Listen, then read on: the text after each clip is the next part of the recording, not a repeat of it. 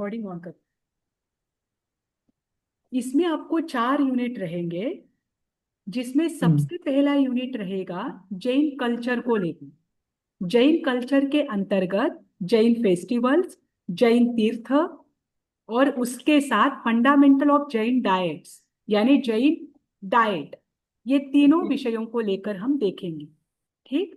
फिर दूसरा यूनिट जो रहेगा वो रहेगा उत्तराध्ययन सूत्र, जिसे श्वेतांबर और दिगंबर परंपरा दोनों भी मूल सूत्र के अंतर्गत रखती है। श्वेतांबर परंपरा मूल सूत्र मानती है, दिगंबर परंपरा उसे अंग आगम के अंतर्गत रखती है। बस दिगंबर परंपरा के अनुसार उत्तराध्ययन सूत्र का विच्छेद हुआ है। ठीक। पर श्वेतांबर परंपरा में जो उत्तराध्ययन सूत्र उपलब्ध है, उस उत्तराध्ययन सूत्र को हम जानेंगे। उसके कुछ अध्ययनों को आपके अभ्यास में रखा है।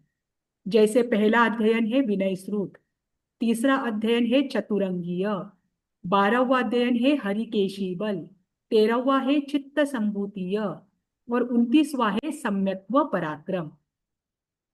ये अध्ययन आपके लिए रहेंगे, ये दूसरे यूनिट के अंतर्गत। ठीक। फिर तीसरे मॉड्यूल में श्रावकाचार रहेगा।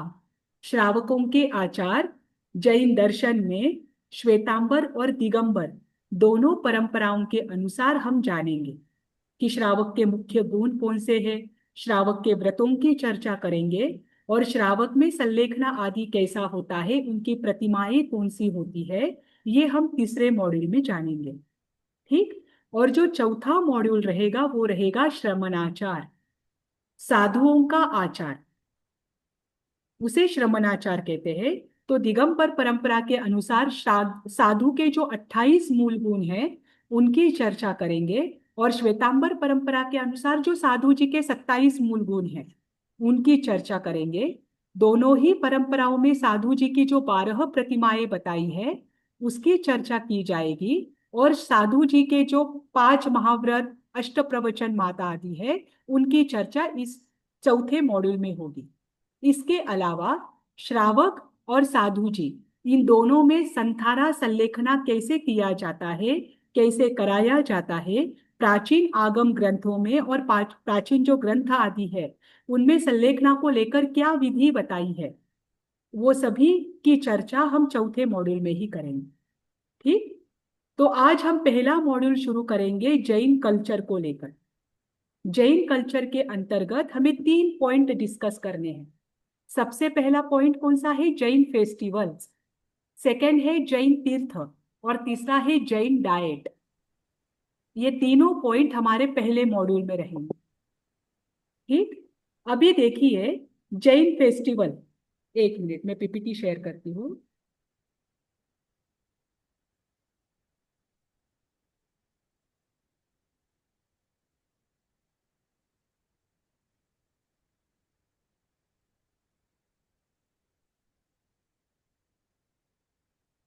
दिख रही है सभी को पीपीटी? हाँ। अब देखिए, सबसे पहले हमें जानना है जैन फेस्टिवल। देखिए, त्योहार 2 प्रकार के होते हैं। पर्व, इसे पर्व शब्द भी कहा गया है। त्योहार 2 प्रकार के होते हैं। पहला होता है लौकिक, दूसरा होता है लोकोत्तर, है ना। लौकिक का अर्थ होता है ऐसे त्योहार जो आपको भौतिक जीवन में सुख, समृद्धि, शांति प्राप्ति कराने के लिए हो। जैसे आप होली खेलते हो, आपने होली में रंग खेलते हुए देखा है। तो ये रंग क्या करते हैं? आपको आनंद देते हैं। भौतिक जीवन में आप क्या होते हैं? सुखी होने के मार्ग पर आगे बढ़ते हो। ये आपका लौकिक पर्व है। पर जैन दर्शन में जो भी पर्व आते हैं, या जैन दर्शन लौकिक पर्व की कभी भी बात नहीं करता। जैन दर्शन के अनुसार त्योहार, उत्सव वास्तव में वो होता है जो आत्मा की ओर जीव को लेकर जाए। वो वास्तविक हमारा उत्सव का मार्ग है, और वैसा ही उत्सव हमने मनाना चाहिए। ठीक। इसीलिए जैन फेस्टिवल्स जितने भी हैं ये सारे लोकोत्तर पर्व के अंतर्गत आते हैं।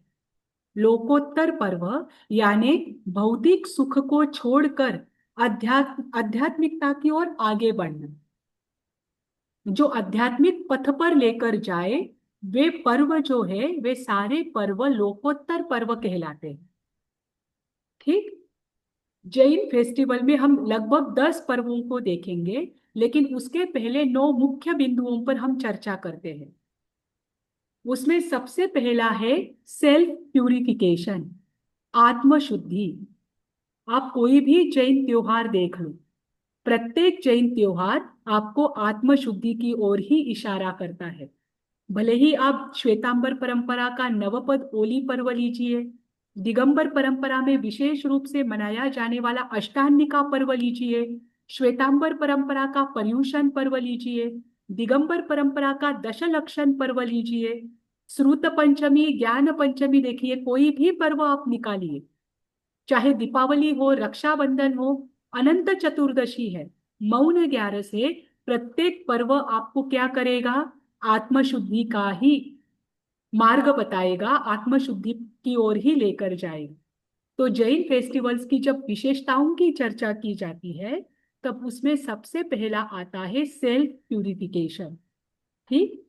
दूसरा है सिंबल्स ऑफ मोरालिटी, नैतिकता, नैतिकता के प्रतीक। प्रत्येक पर्व आपको कोई ना कोई नैतिक सिद्धांत को सिखाते हैं। जैसे कि रक्षाबंधन पर्व जब आएगा, तब एक मुनि कैसे 700 मुनियों की रक्षा करते हैं। एक मुनि ने 700 मुनियों की किस प्रकार रक्षा की, और जब रक्षा करने की बारी आई तो उन्होंने अपने नैतिकता, नैतिक सिद्धांतों को महत्व का स्थान दिया। ये आपको जानने को मिलेगा। ठीक। फिर तीसरा है एजुकेशन ऑफ कंडक्ट, आचरण की शिक्षा। हमारा आचरण कैसा हो, इसकी शिक्षा हमें मिलती है इन पर्वों से। मौन 11 के दिन आपको कहा जाता है कि कम से कम आप क्या करो, दिन भर एक दिन के लिए मौन रखे। जो एक दिन के लिए मौन नहीं रख पाता है, उनके लिए क्या कहा जाता है कि वो कम से कम 1 घंटे के लिए मौन रखे, है ना। अगर आप पर्युषण पर्व में या दशलक्षण पर्व में हो, तो आपको कहा जाता है कि आप लीलोत्री आदि का सेवन ना करें, आप कंदमूल आदि का सेवन कम से कम उन दिनों में ना करें। बताया जाता है ना आपको कि इनका सेवन नहीं करना चाहिए। क्यों नहीं करना चाहिए लीलोत्री आदि का सेवन? ऐसे तो आपको डॉक्टर बताते हैं कि हरी सब्जियां खानी चाहिए, लीलोत्री का अर्थ होता है हरी सब्जियां। ध्यान रखना, ग्रीन वेजिटेबल्स आप जिसे बोलते हैं ना। अगर आपको कोई शब्द समझ में ना आए, तो आप वहीं पर मुझे पूछ लेना। ठीक। तो आपको क्यों बताया जाता है कि कंदमूल और हरी सब्जियों का सेवन नहीं करना चाहिए? आप पर्व तिथियों का पालन करते हैं, पर्व तिथियों में भी ये बात बताई जाती है कि ग्रीन वेजिटेबल्स और जमीकन यानी रूट वेजिटेबल्स जो है, उनका क्या नहीं करना चाहिए, पर्व तिथियों में सेवन नहीं करना चाहिए। ये नैतिकता के अंतर्गत आता है। इसके पीछे साइंटिस्ट ने, मतलब बहुत सारे साइंटिस्ट इस पर वर्क कर रहे थे। मैं आपको शॉर्ट में ये बताती हूँ और हम तुरंत आगे जाते हैं। इस पर उन्होंने अध्ययन किया कि जैन दर्शन में ही ऐसा क्यों बताया जाता है कि पर्व तिथियों में इनका सेवन नहीं करना है। तो उनको लेकर जब उन्होंने डीप में अध्ययन किया, तब उन्होंने भी एक्सेप्ट किया कि एक एक सिद्धांत कितना महत्वपूर्ण है। देखो, पर्व तिथियां कौन कौन सी होती है, किसे पता है?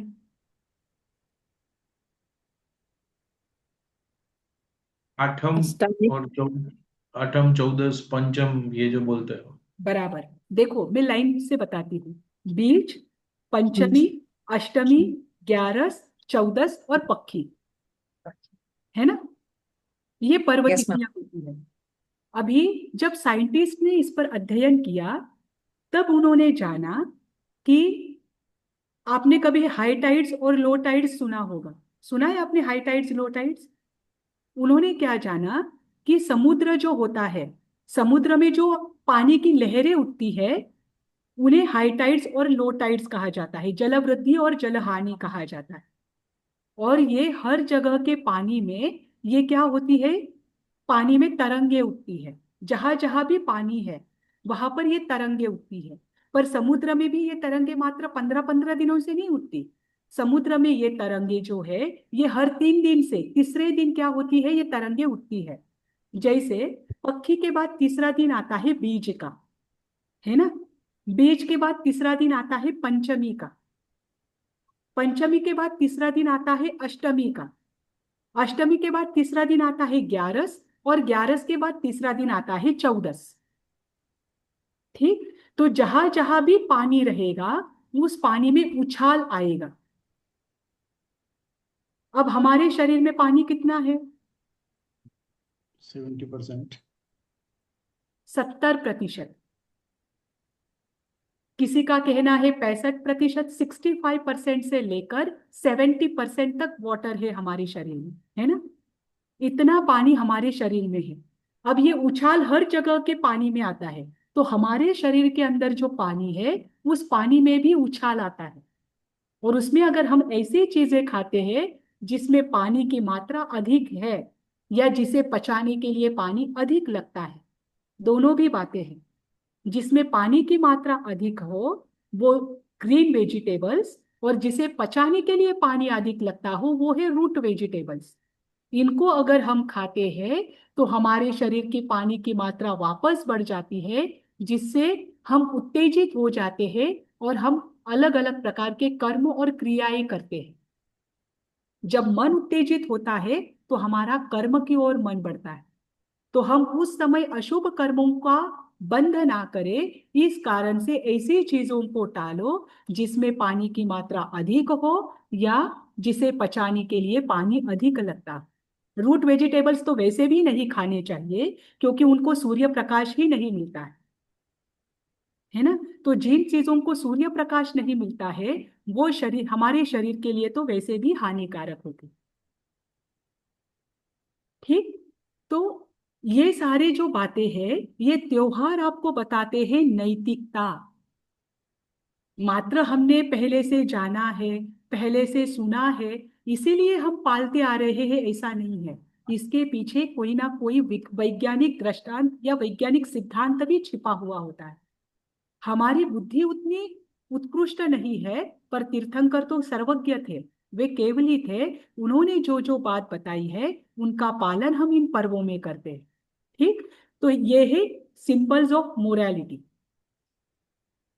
और एजुकेशन ऑफ कंडक्ट। आचरण की शिक्षा हमें मिलती है कि हमारा आचरण उस समय कैसा होना चाहिए। फिर उसके बाद है प्रकृति की ओर प्रस्थान। प्रकृति यानी यहाँ पर आपको बाहर का नेचर नहीं लेना है। यहाँ पर प्रकृति का अर्थ होता है अपना स्वयं का, अपना स्वभाव। प्रत्येक जो फेस्टिवल है वो आपको बताएगा कि अपनी आत्मा का स्वभाव क्या है, अपनी आत्मा की ओर लौटो। प्रत्येक फेस्टिवल हमें बताता है कि जो भी त्योहार हमें मनाने हैं ये बाहरी एंजॉयमेंट के लिए नहीं मनाने, ये हमें आत्मा को शुद्ध करने के लिए मनाने हैं। कि बहुत हम भटक गए, अब वास्तविक शांति को हमें प्राप्त करना है ना? तो यहाँ का प्रत्येक फेस्टिवल आपको बताएगा कि आत्मा की ओर प्रस्थान कैसे किया जाए। फिर पाथ ऑफ डिटैचमेंट, वैराग्य का मार्ग। आप किसी भी फेस्टिवल को देखो, किसी भी धर्म को देखो, उन धर्म में वैराग्य को इतना महत्व नहीं दिया है जितना वैराग्य को महत्व जैन दर्शन देता है। ये कोई निवृत्ति प्रधान दर्शन नहीं है, ये तो वास्तविकता की ओर ले जाने वाला दर्शन है ना? तो इन पर्वों से क्या होती है, हमारे वैराग्य की भावना में वृद्धि होती है। हम थोड़े समय के लिए ही सही जो बाहरी चीजें हैं उनसे मुक्त होते हैं, उनका त्याग करते हैं। भले ही आप आहार का करो, भले ही आप परिग्रह आदि जो वस्तु आदि है उनके परिग्रह की मर्यादा कर लो, भले ही आप दिशाओं की मर्यादा कर लो, पर थोड़े समय के लिए आप वैराग्य से युक्त होते हैं, है ना? फिर उसके बाद आता है विवेक का उपदेश। विवेक यानी कितना पानी कब इस्तेमाल करना है। आपको स्थानक में जब आप श्रावकाचार में आओगे तब आपको इसको डिटेल चर्चा आपको वहां पर मिलेगी कि श्रावक में कैसा होना चाहिए। उसमें कैसे, जब आप उपाश्रय देरासर आदि में जाते हो तो जाते समय आपको किन चीजों का ध्यान रखना चाहिए, जाने के बाद साधु संतों के सामने आपका व्यवहार कैसा होना चाहिए, यहाँ से लेकर आप अपने रेगुलर जीवन में, व्यवहारिक जीवन में जीते हो तो उस समय आपका जीवन कितना संतुलित और किस प्रकार संतुलित होना चाहिए, ये आपका विवेक है। और इस विवेक का अध्ययन हमें कौन कराता है? ये त्योहार कराते हैं। इन त्योहारों को मनाने से ही हमें पता चलता है। ठीक, फिर उसके बाद प्रत्येक त्योहार अभय दान की शिक्षा देता है। प्रत्येक जीव को संतुष्ट करना अर्थात उनको अभय दान देना। हम फेस्टिवल मनाते हैं क्योंकि यहाँ पर किसी भी जीव की हिंसा नहीं होगी। आप दीपावली मना रहे हो तो जैन दर्शन दीपावली पटाखे फोड़ने के लिए नहीं कहता।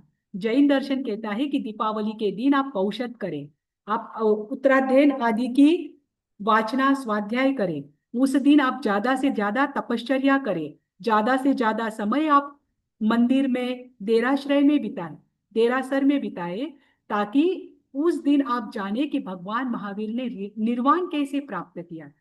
दीपावली हम मनाते हैं भगवान की निर्वाण की भूमि या उस निर्वाण के दिन को लेकर, है ना। फिर उसके बाद है विक्ट्री ओवर सोल, अपने आत्मा पर विजय प्राप्त करना, और स्पिरिचुअलिटी, आध्यात्मिकता की ओर बढ़ना।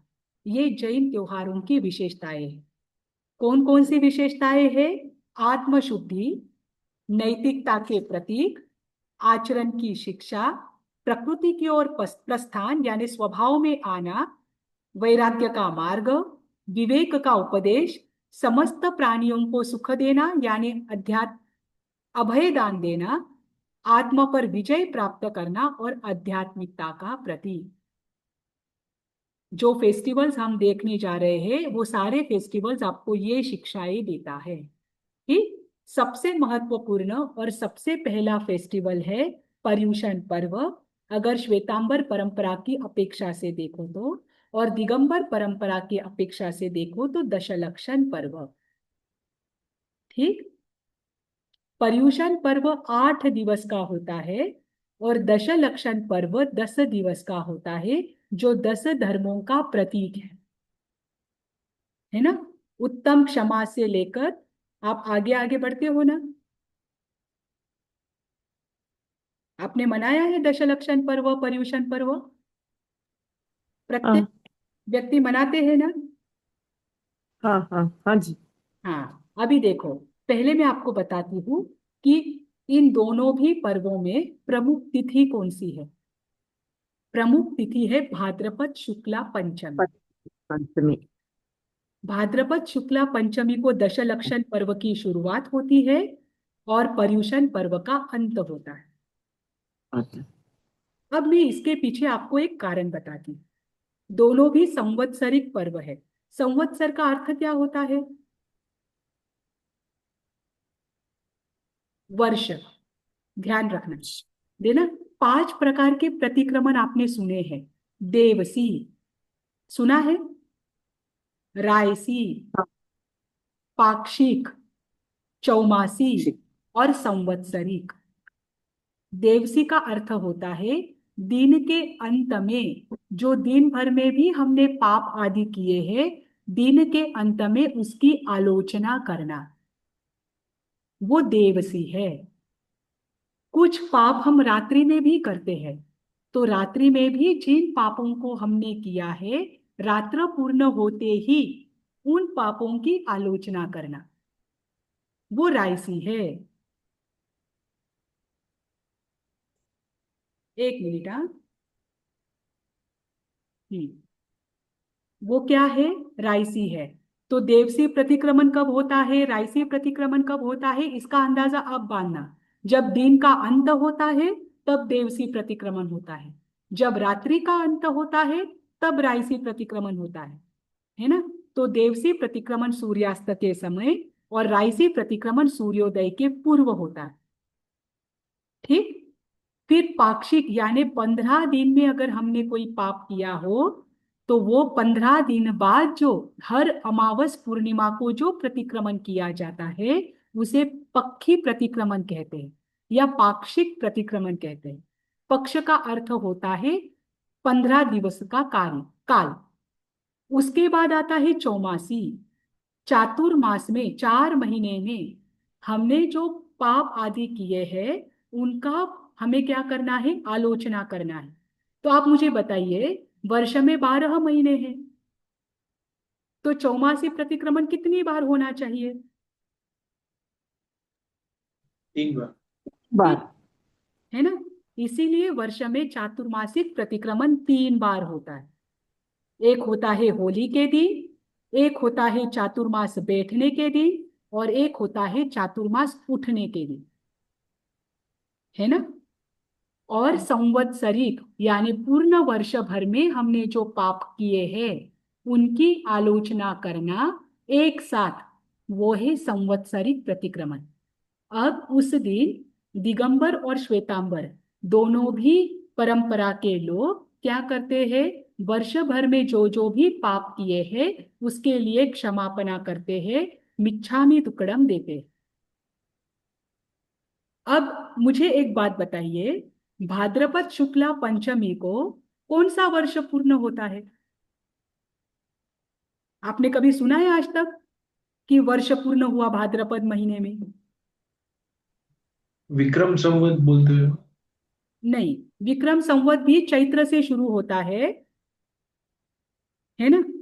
आप चैत्र में मतलब जो प्रतिपदा का दिवस आता है, चैत्र प्रतिपदा का दिवस, वो आपका नव वर्ष होता है ना। विक्रम संवत लीजिए, शक संवत लीजिए, या कोई भी भारतीय गणना के कोई भी अन्य संवत लीजिए, बहुत है, वो सारे संवत चैत्र महीने से वर्ष की शुरुआत बताते हैं वर्तमान। लेकिन एक ही संवत ऐसा है जो बताता था कि वर्ष की शुरुआत आषाढ़ महीने में होगी। जब भगवान महावीर का समय था उस समय 4 प्रकार के पर्व चलते थे। आप ध्यान रखना, आपको अस्वाध्याय काल जब आएगा उसमें ये चर्चा रहेगी। 4 प्रकार के ही पर्व तब होते थे, ठीक। उसमें उस समय जो वर्ष की शुरुआत होती थी वो आषाढ़ महीने से होती थी, है ना। आषाढ़ महीने से पूर्व प्रतिक्रमण करने की परंपरा थी।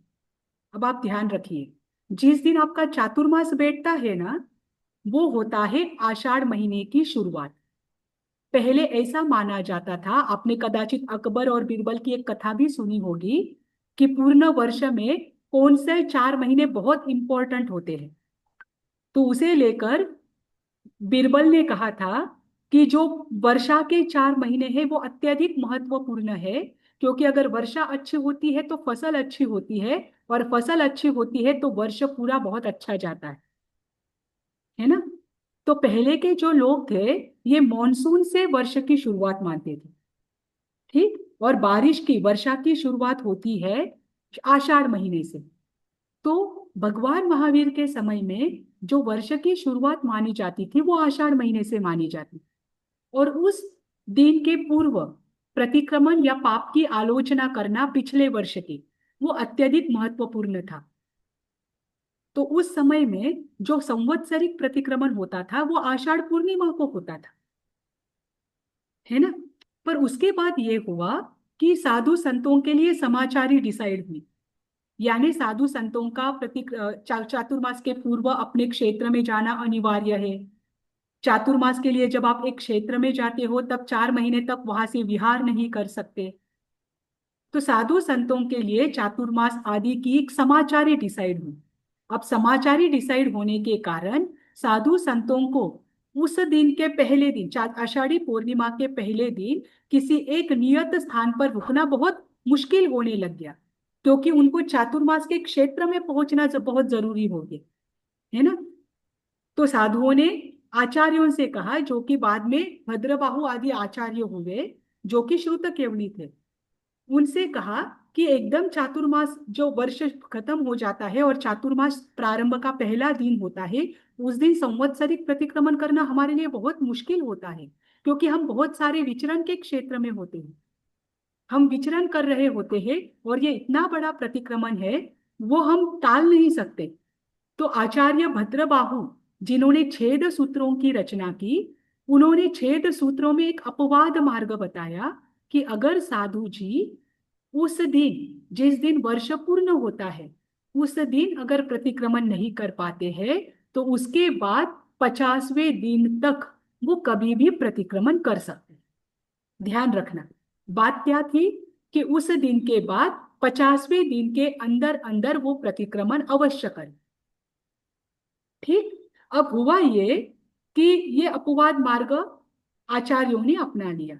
अब भद्रबाहु जो थे श्रुत केवली थे, 14 पूर्वधारी थे, और उनकी ही परंपराएं आगे चलती रही।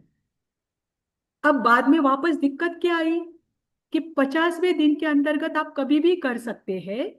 तो कोई मुनिराज आज कर रहा है, कोई कल कर रहा है, कोई परसों कर रहा है, उसमें एक सूत्रता नहीं रही। कोई बोल रहा है मैं 8 दिन बाद करूंगा, कोई बोल रहा है मैं 49वें दिन करूंगा, है ना, क्योंकि 50 दिन के अंतर्गत आप कभी भी कर सकते हो। तो इसमें एक सूत्रता नहीं रही, और इसमें बहुत सारे मुनियों का कि मैं आगे करूंगा ये कहकर छूटता गई या छूटने लगे। तो आचार्यों को ये बात ध्यान में आई कि श्रावक श्राविका साधु साध्वी जी, इनके लिए दोनों समय प्रतिक्रमण आवश्यक बताया है। लेकिन बहुत सारे साधु साध्वी श्रावक, साधु साध्वी तो प्रतिदिन करते ही है, लेकिन बहुत सारे श्रावक वर्ग में ऐसे हैं कि जो क्या नहीं कर सकते, प्रतिदिन नहीं कर सकते। जैसे राजा आदि, उस समय राजा आदि होते थे, तो वो प्रतिदिन नहीं कर सकते, तो उनके लिए तो संवत्सरिक प्रतिक्रमण आवश्यक है। तो एक दिन निर्धारित करना जरूरी है। तो सबने निर्धारित किया कि आपका संवत्सरिक प्रतिक्रमण जो है वो भाद्रपद शुक्ला पंचमी, जो 50वां दिन है, उस दिन होना ही चाहिए। इसीलिए भाद्रपद शुक्ला पंचमी को महत्व दिया गया कि उस दिन आप भले ही पहला दिन रखो, भले ही आखिरी दिन रखो, संवत्सरिक प्रतिक्रमण एक ही दिन का था। तो भाद्रपद शुक्ला पंचमी का निर्धारण किया गया। अब उसमें श्वेतांबर परंपरा के आचार्यों ने क्या जाना कि हम क्या करें, उसके पहले 7 दिन की साधना करें, ताकि 8वें दिन लोग तैयार हो उस प्रतिक्रमण के लिए। क्योंकि आप निरंतर अगर भौतिक जीवन जी रहे हो और अचानक से आपको कहो कि आज आप प्रतिक्रमण के लिए तैयार हो जाओ, तो आपके दिमाग में तो वो बातें आएंगी भी नहीं कि आपने पिछले वर्ष में क्या क्या पाप किए हैं, है ना। तो उसके लिए 7 दिन का निर्धारण किया कि 7 दिन आप प्रतिदिन धर्म करें, प्रतिदिन आप जाने, आत्मचिंतन करें, सोचे कि आपने पिछले वर्ष में क्या क्या पाप किए हैं, ताकि 8वें दिन आप शुद्धता के साथ प्रतिक्रमण कर पाए। ये श्वेतांबर परंपरा के आचार्य ने सोचा। और दिगंबर परंपरा के आचार्यों ने सोचा कि ये दशलक्षण पर्व है, उस दिन सभी श्रावक श्राविका साधु साध्वी क्षमापना को मनाएंगे, उत्तम क्षमा को मनाएंगे। लेकिन ये भाव निरंतर रहने चाहिए कि ये प्रतिक्रमण कितना उत्कृष्ट है। तो इसके आगे उन्होंने और 9 दिन की साधना बढ़ा दी, क्योंकि दिगंबर परंपरा में अनंत चतुर्दशी का पर्व भी अत्यधिक महत्वपूर्ण है। तो उन्होंने सोच लिया कि भाद्रपद शुक्ला पंचमी से लेकर अनंत चतुर्दशी, ये दोनों भी बड़े पर्व है, इन दोनों के बीच में क्या होना चाहिए, दशलक्षण पर्व होना चाहिए। तो दिगंबर परंपरा के अनुसार जो 10वां दिन आता है वो आता है अनंत चतुर्दशी का, है ना। और श्वेतांबर परंपरा के अनुसार जो 8वां दिन आता है वो आता है भाद्रपद शुक्ला पंचमी। ठीक। अब इसमें एक और बात बताती हूं मैं श्वेतांबर मूर्ति पूजक परंपरा की। हमने श्वेतांबर परंपरा में भाद्रपद शुक्ला पंचमी को संवत्सरी मनाई जाती है, और दिगंबर परंपरा में भाद्रपद शुक्ला पंचमी से लेकर अनंत चतुर्दशी तक दशलक्षण पर्व मनाया जाता है, ये जानिए। लेकिन मूर्ति पूजक परंपरा में राजा सातवाहन के बाद और एक परंपरा चली, वो परंपरा चली चतुर्थी को प्रतिक्रमण करने की, यानी 49वें दिन प्रतिक्रमण करने की। ये क्यों चली, क्योंकि आचार्य कालकाचार्य नाम के आचार्य थे, वे उस समय महाराष्ट्र के प्रतिष्ठानपुर में थे।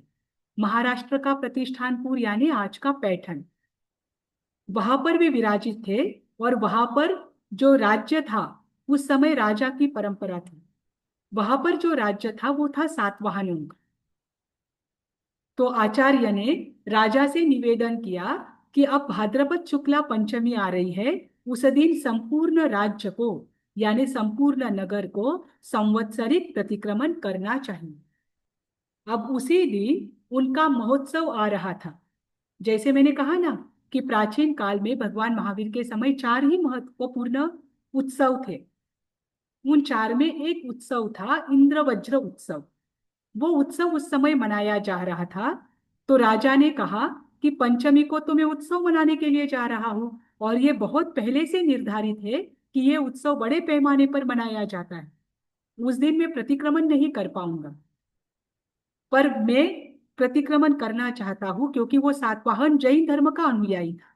उन्होंने कहा मैं संवत्सरी का प्रतिक्रमण नहीं छोड़ना चाहता, वो प्रतिक्रमण मैं कहना करना चाहता हूँ, आप कोई और मार्ग निकाल। आचार्य कालक ने सोचा, कालकाचार्य जो थे उन्होंने सोचा कि राजा अगर प्रतिक्रमण करेगा तो पूरी प्रजा भी प्रतिक्रमण करेगी। राजा की भी उत्कृष्ट इच्छा है। देखो, राजा को भी महत्व देना जरूरी था, क्योंकि राजा के पीछे पूरी प्रजा संवत्सरिक प्रतिक्रमण करने वाली थी। उस दिन सभी जीवों को अभयदान मिलने वाला था। उस दिन आचार्य कालक ने अपवाद मार्ग में जो बताया था कि चातुर्मास लगने के बाद 50वें दिन तक आप कभी भी प्रतिक्रमण कर सकते हो, उस विचार को देखा, उस अपवाद मार्ग को देखा और सोचा कि मैं पंचमी की अपेक्षा चतुर्थी को कर सकता, क्योंकि राजा ने क्या निवेदन किया था कि आप भले ही एक दिन पहले लीजिए या एक दिन बाद में कीजिए, लेकिन पंचमी के दिन मत कीजिए। तब आचार्य कालक ने कहा मैं 50वें दिन का उल्लंघन नहीं कर सकता, क्योंकि 50वें दिन का उल्लंघन करने का आदेश आगमों में नहीं है। हाँ, पर मैं इतना कर सकता हूँ कि 50वें दिन के पहले मैं ले सकता हूँ, क्योंकि आगम में ये आया है कि चातुर्मास बैठने के बाद से 50वें दिन तक आप कभी भी कर सकते। इसीलिए उन्होंने चतुर्थी का चयन किया, और चतुर्थी के दिन उस दिन संवत्सरी मनाई गई। तब से श्वेतांबर मूर्ति पूजक परंपरा में संवत्सरी जो है, अंतिम दिवस जो है, वो चतुर्थी को मनाया जाता है। ठीक, इसीलिए ये तीन अलग अलग धाराएं चली। बराबर।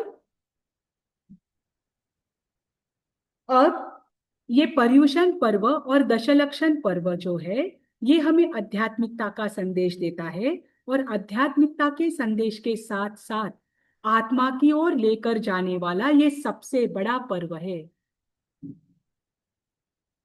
किसी ने कुछ? मैडम, हाँ, मैडम बोलिए। ये श्वेतांबर पंथ के हिसाब से भाद्रवा शुक्ल चौथ जो है वो उसका संवत्सरी का दिन है, और दिगंबर के हिसाब से ये दिन कौन सा आता है? अंतिम, देखो, दिगंबर के अनुसार उत्तम क्षमा का जो दिन है वो भाद्रपद शुक्ला पंचमी ही है, पहला दिन जो है। पंचमी। हाँ, देखो, जो श्वेतांबर परंपरा का अंतिम दिवस था ना, भाद्रपद शुक्ला पंचमी, वो दिगंबर आचार्यों ने पहले दिन के रूप में रखा। तो ओके। भाद्रपद शुक्ला पंचमी से लेकर भाद्रपद शुक्ला चतुर्दशी तक, यानी अनंत चतुर्दशी तक उनका दशलक्षण पर्व चलता है, लेकिन उत्तम क्षमा का दिवस उनका पहला ही होता है। ठीक। हाँ, और किसी को कोई प्रश्न है? जी पूजा जी। मैम, यानी उनका जो अपन जो मिच्छामी दुक्कड़म देते हैं वो क्या क्या क्या?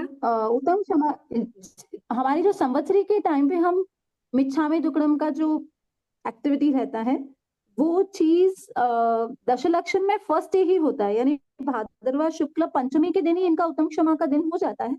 हाँ, उत्तम क्षमा का हो जाता है, लेकिन होने के फर्स्ट डे ही होता दशलक्षण है होने हमारा के एक बाद। चीज। हाँ, हाँ लेकिन जो हम क्षमा पर्व मनाते हैं ना, जो दूसरे अगले दिन क्षमापना का पर्व, यानी सबको खमत खाना, हालांकि हमारा हाँ क्षमापना भी पंचमी के दिन ही हो जाता है, लेकिन हम पारने हाँ के दिन हाँ जैसे मनाते हैं, वैसे बाद में ये प्रथा चल रही है कि दशलक्षण पूर्ण होने के बाद वे सबको क्षमा याचना करते हैं। क्योंकि देखो, इन दिनों में ना ये बात क्यों चली, क्योंकि इन दिनों में कोई भी व्यक्ति वस्तुओं का उपयोग नहीं करता। बहुत लोग ज्यादा हाँ से ज्यादा पौषध आदि में होते हैं, है ना। जैसे श्वेतांबर ट्रैवल। परंपरा में 8 दिवस निरंतर पौषध आदि में होते हैं, तो किसी के साथ बोलना चालना ये नहीं होता है। तो ये होने के बाद श्वेतांबर परंपरा में क्या किया जाता है, जब पारना किया जाता है उसके बाद सबको खमत खाना का संदेश दिया जाता है, क्योंकि वो फ्री हो चुके हैं साधना से। हाँ जी। वैसे ही हाँ दिगंबर परंपरा में भी दशलक्षण में 10 दिन पूर्ण साधना के होते हैं। फिर साधना पूर्ण होने के बाद वे सबको अपने जो पारिवारिक जन आदि है, मित्र परिवार आदि है, उनको पूर्ण साधना पूर्ण होने के बाद वे क्षमा याचना करते हैं। लेकिन क्षमा का पर्व दोनों का भी, उत्तम क्षमा का दिवस जो है वो दोनों परंपराओं में भाद्रपद शुक्ला पंचमी को रखा गया है। ठीक। मैम जैसे दिगंबरों का जो हुआ भाद्रवा सुद पांचम के बाद में और 10 दिन तक वो साधना चलेगा और उसके बाद में क्षमा अपनाएगा, ऐसा है क्या? हाँ, ऐसा मतलब आजकल वो ट्रेंड चल रहा है एक्चुअली। हाँ। हम वो मनाते, देखो क्षमा का दिवस हमारा जो है ना, अंतिम दिवस कौन सा है? भाद्रपद शुक्ला पंचमी या चतुर्थी ही है। दिगंबर चतुर्थी। परंपरा में भी अंतिम दिवस कौन सा है? अनंत चतुर्दशी ही है। पर उस दिन क्या होता है, उस दिन हम कोई भी मोबाइल फोन वगैरह यूज नहीं करते, तो हमारे सामने जो है उनको हम क्या कर लेते हैं, क्षमा आदि कर लेते हैं। दूसरा दिन तो वैसे भी हमारा पारने का होता है ना। तो दूसरे दिन सबको फिर परिवार जन जो है, मित्र परिवार आदि जो है, उनको मोबाइल से आदि से संदेश भेजना, ये सब दूसरे दिन चलता है। तो ये एक ट्रेंड चला है। हालांकि ये दिन बस 8 और 10 ही है। और मैम हमारा जो भाद्रपद शुक्ल शुक्ला चतुर्थी पंचमी। जो है उस दिन हमारी संवत्सरी होती है, जी जी जी। श्वेतांबर की। हाँ और दिगंबर वालों का नेक्स्ट डे भाद्रपद शुक्ल पंचमी से उनका फर्स्ट डे स्टार्ट होता है, हाँ, फर्स्ट डे ऑफ पर्यूषण, वो उनका दशलक्षण का फर्स्ट डे। First day. जो हमारा जो हाँ फर्स्ट डे। श्वेतांबर परंपरा का जो संवत्सरी है, वो दिगंबर हाँ परंपरा का पहला दिन। नहीं देखो मैं आपको आई बताती हूँ, दोनों भी आई एम परंपराओं सॉरी। में ध्यान रखना, दोनों भी परंपराओं के आचार्य ने क्या सोचकर निर्णय लिया वो आप जानिए।